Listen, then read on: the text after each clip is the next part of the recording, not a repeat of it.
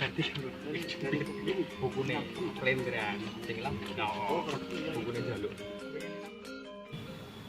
Nah, bantuan ini tidak termasuk dalam penyediaan pakan. Jadi nanti kita hanya memberikan anggaran sedikit untuk beli ternak, ternak kambing, ternak sapi ngobrol. Kalau dapatnya seberapa ya itulah pakai nanti dikembangkan. Kenapa kami orientasinya sini tahun ini? Karena ke depan tahun 2022 kalau misalnya pandemi sudah hilang ya, normal, maka kita Jawa Tengah dipakai agriculture.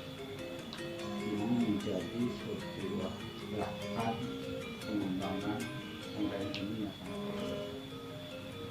Yang silakan dikelola dengan baik.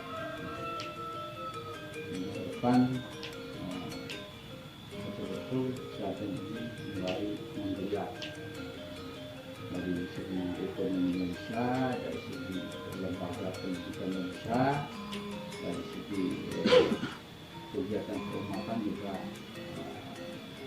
bagus, ini akan bisa menjadi sebuah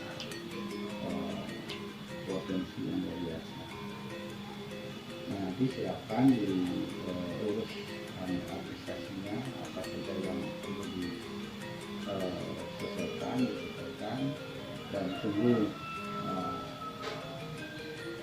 Saya pikir habis tes ini kan tidak ada revisi ya, tidak ada daerahnya. Kalau tidak ada revisi bisa proses